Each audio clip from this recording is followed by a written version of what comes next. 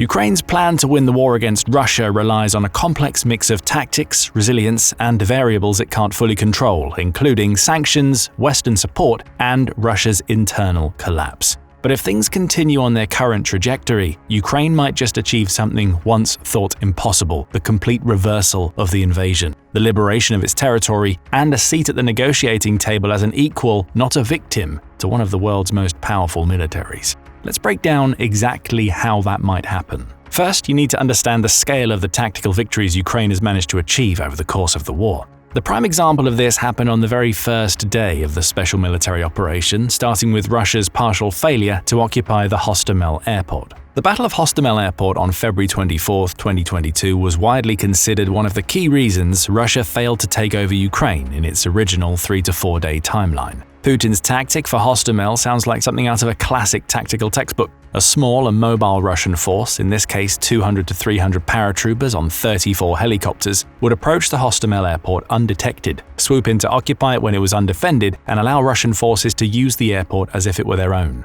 Then Russia would leverage the new so-called air tunnel to drop more and more of its troops directly into the heart of Ukraine. Given that Hostomel is only a few miles out from the center of the capital of Kyiv, the Ukrainian government would find itself overwhelmed and ousted within days. At least, that was the plan.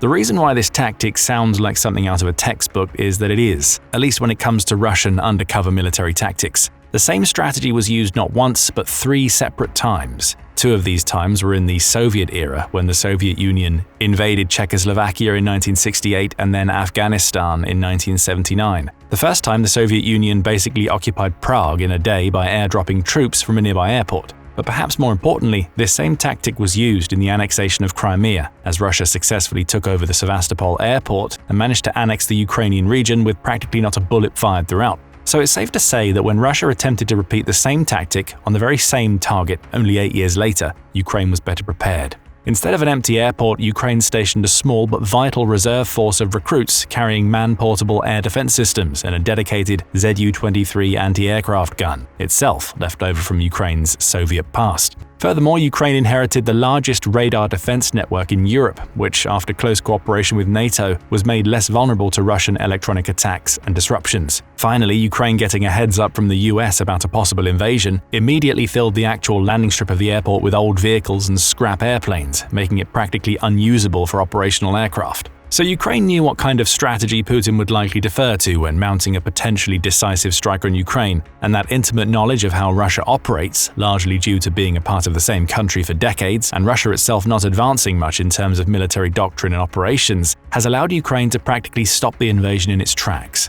While Russia was eventually able to occupy the airport and mechanized infantry arrived to reinforce it the next day, that was already too late. The Hostomel airstrip was shelled by retreating Ukrainian forces, and the airborne reinforcement that was supposed to come from Russia never actually came.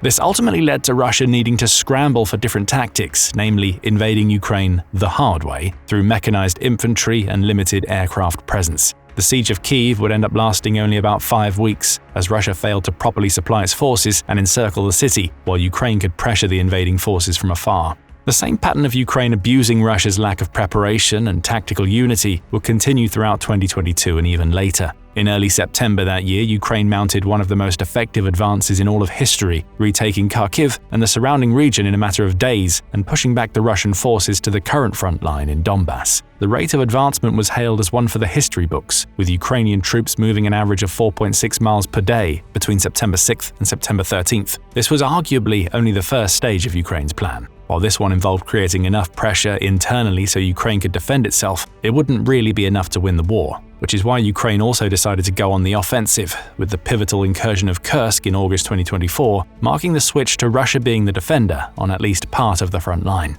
The Kursk invasion was notable for a few different reasons. One, it showcased that Russia was not capable of creating a united front against Ukraine, when no part of its territory could be invulnerable to Ukrainian counterattacks. Secondly, the sheer scale and speed of the invasion were actually higher than what Russia managed to do throughout the previous 7 months of 2024. Ukraine captured roughly 482 square miles of territory in Kursk, while Russia had only managed around 400 square miles between January and July that year. Of course, Russia would launch a more thorough offensive in Donbass to make up for the difference, but the very fact that Ukraine managed to divert some of its forces to an entirely different front is telling of the boldness of the strategy. Third, the Kursk incursion showed just how rigid Russia's military strategy really was. Even when Ukraine was mounting what was a relatively minor invasion, it took over a month before Russia could regroup its forces and start a counteroffensive. Even worse, some settlements in Kursk would still be contested over 6 months later, with occasional fighting going on in May and June 2025 before the front line ultimately dried out, as Ukraine could no longer support a protracted offensive. Still, Ukrainian military intelligence suggested that Russia needed around 50,000 troops in Kursk by November 2024, when the counteroffensive reached its peak. These are 50,000 troops that Russia needed to divert from Donbass, likely staggering its offensive plans by weeks if not months and causing complete chaos in internal logistics.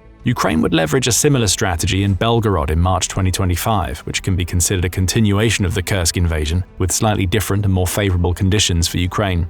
Belgorod, positioned between Kursk and Donbass, wasn't a coincidence, as it forced Russian troops to be diverted from both fronts, where they could be subject to long-range bombings from the newly donated F-16 and Mirage 2000s from the west. The invasion of Belgorod is an evolution of the Kursk incursion, as Ukraine could now use more supply lines and had a much longer-range presence. Which brings us to the last vital reason for the importance of the Kursk invasion: bringing more press to Ukraine's capabilities. Previously, the West was more hesitant to provide Ukraine with more advanced long-range weaponry and to more specifically allow it to use said weapons inside Russian territory. This was due to long-standing Russian threats about a possible nuclear response should Ukraine manage to invade Russia, with the belief that Western weapons would be the key reason for why that could happen. But when Ukraine managed to invade all on its own, that threat of a possible retaliation evaporated alongside Russia's capabilities to pressure NATO into holding back on its donations. Within months, long-standing donation orders of advanced aircraft, missiles, and anti-air defenses were being funneled into Ukraine, and the US was discussing allowing Ukraine to use these weapons further into Russian territory. In short, Ukraine was winning the perception battle by making it seem like all Western investments were returning dividends. The West could use its extensive supplies to provide Ukraine with weapons while not risking a single one of its own troops to cripple Russia's ability to aggressively expand and threaten NATO. But beyond traditional attacks and incursions, Ukraine has developed a more indirect way of defeating Russia, removing its industrial capacity. This comes solely from creating new ways to utilize drones in long-range warfare. This is a particular aspect of warfare that wasn't truly showcased before the war. While there were military drones before the 2020s, models like the MQ-9 Reaper cost up to $30 million to obtain and maintain over the course of their lifespan. Their design as repeatable, versatile aerial units that could conduct both recon and targeted strikes simply made them too much of an investment, especially against an enemy like Russia, which already had layered anti-air defenses. The war in Ukraine has practically turned the concept of war drones on its head. Rather than scaling down traditional aircraft and installing remote controls or artificial intelligence for guidance, both Ukraine and Russia started with existing commercial drones, typically used in entertainment and agriculture, and added more capabilities onto them. After the initial successes of first-person view drones on the battlefield, Ukraine could then get some leeway to develop independent long-range drones similar to the famous Bayraktar TB2 from Turkey or the Shahid 136 from Iran. A combination of long-range and short-range drones would then be used by Ukraine to gain more control over the battlefield. However, what's more important for our purposes is how long-range drones could be aimed at targets behind Russian lines and far away from the Russia-Ukraine border. This led to some spectacular strategic victories for Ukraine. While the first strikes began back in 2022, it wasn't until late 2023 that Ukraine reached significant long-range capabilities, which coincided with the Ukrainian military increasingly targeting weapons and munitions storage sites across Russia. Between 2022 and June 2025, Ukraine launched long-range attacks on at least 15 notable targets, including strikes on Toropets in September 2024, which reportedly set ablaze some 30,000 tons of munitions, as well as one of the most massive drone attacks in mid-January 2025, which included an attack on the Engels Air Base, which hosted 3 types of strategic bombers that can deploy long-range weapons as well as accompanying ammunition.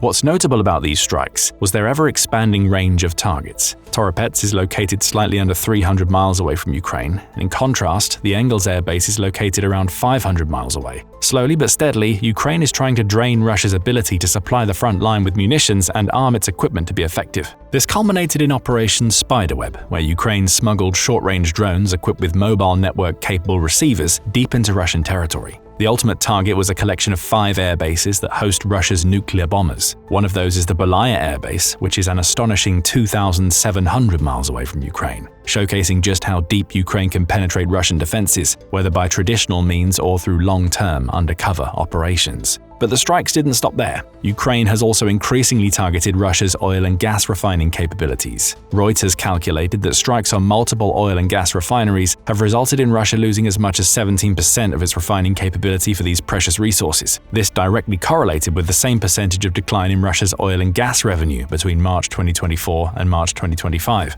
Of course, the causes behind Russia's oil and gas slump are slightly more complex. While Ukraine targeting oil and gas refineries certainly doesn't help matters, Russia is actually experiencing multiple issues that compound into a potential death spiral for its economy. First, oil and gas revenues represent a significant portion of the government's income. According to the Oxford Institute for Energy Studies, oil and gas income represents between 20% and up to 50% of the government's total budget for the year. So it wouldn't be wrong to say that Russia is basically relying on its oil and gas industry to stay afloat. This becomes a problem when we get to the factors that influence how Russia profits from its oil and gas. The EU has historically been one of the largest importers of Russian gas for its energy needs, but massive reallocation and restructuring efforts meant that the EU dropped Russian gas from over 40% pre-war to just around 11% in 2025, and future efforts to eliminate Russian imports completely by 2027. These would likely stick even if the war ends before then, which is increasingly unlikely, and we've discussed in one of our previous videos. With the EU gone as a major importer, Russia turned to the east to find new customers, namely India and, in particular, China, which has become a major importer of Russian oil and gas. However, since it's basically Russia's economic lifeline, China has been able to demand up to a 50% discount compared to the prices commanded by the EU.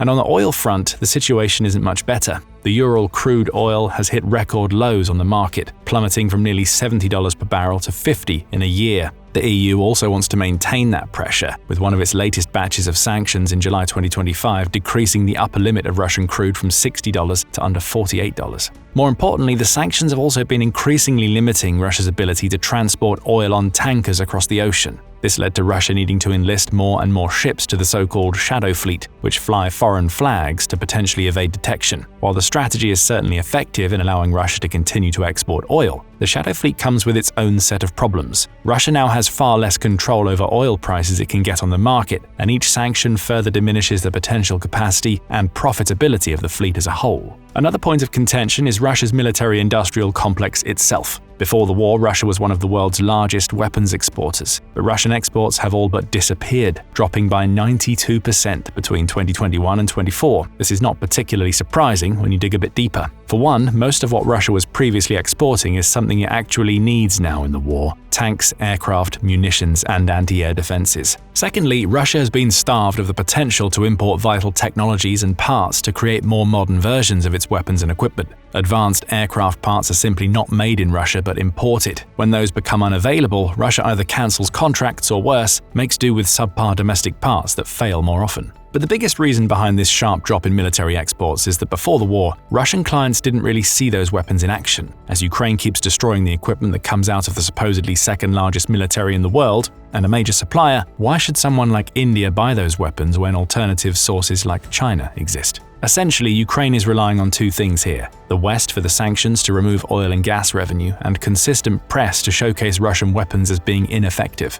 And the strategy appears to be working. After reportedly setting aside 40% of the government's budget for the military in 2025, the Kremlin announced that it would reduce its military spending by 7% for 2026, while also suggesting increasing the VAT on some goods to boost the economy. The aforementioned 40% was something not seen in terms of military spending since the Soviet era. Ukraine is technically breaking all records within military spending of over 33% of its GDP, but a chunk of it comes from donations. This puts Russia in a precarious position. The longer the war goes on, the fewer options Russia has for obtaining money. Sanctions aim to slowly reduce oil and gas income. Russia's eastern partners are only getting bolder in asking for preferential treatment or lower fees on account of dodging sanctions themselves, and the domestic ability to generate money via taxes has a natural limit. The greatest losers in this overheated economy are Putin's core supporters: public sector workers including teachers, doctors, law enforcement personnel, and pensioners. Their wages and benefits are tied to official inflation rates of 9%, but real inflation for many households exceeds 20%. And these are the same people related to the men who are dying en masse to fight Russia's war, which is going horribly by all accounts. In April 2025, Forbes calculated that at the then current rate of progress, a complete occupation of Ukraine would take around 250 years and require 100 million casualties, neither of which is something that Russia can meaningfully hope to achieve. The demographic aspect is also another axis that Ukraine is betting on. Even if all Russians politically and ideologically align with Putin, which they most certainly don't, or at least not to the same extent as presented by Russian propaganda, there are simply fewer and fewer Russians available to generate economic output for the country. Before the invasion, the country reported 4.75% unemployment in 2021. The unemployment rate is now at a record 2.4% low in early 2025. While this might indicate that Russia is doing well economically, and it did for the first 2 years, it signals a widespread labor shortage that comes from 3 simple factors. 1. Russia has amassed over 1 million casualties in 3 years. That's 1 million people dying or getting injured so much that they can't serve in the military anymore. Secondly, Russia has seen one of the biggest exoduses just as the war started, with roughly 1 million people leaving the country in 2022 alone. Third, the Russian fertility rate in the 1990s dropped to dangerously low numbers, as low as 1.16 births per woman, thanks in part to the economic instability after the collapse of the Soviet Union.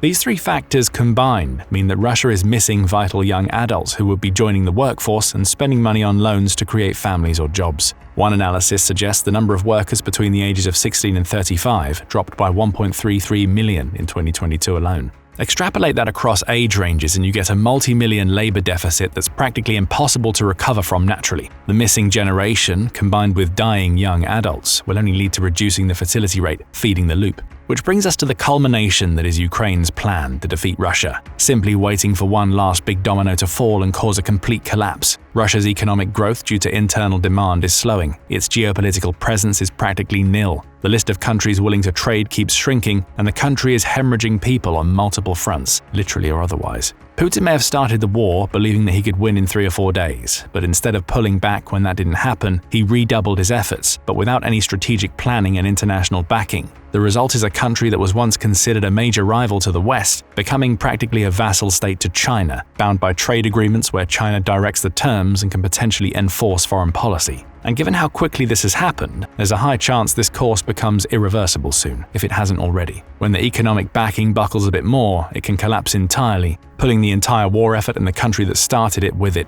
Thanks for watching, and if you'd like to see how Ukraine has managed to revolutionize drone warfare, which helped it to get to this point, check out this video. You can also subscribe to The Military Show for daily videos on all things military and geopolitics and the newest major updates on conflicts worldwide.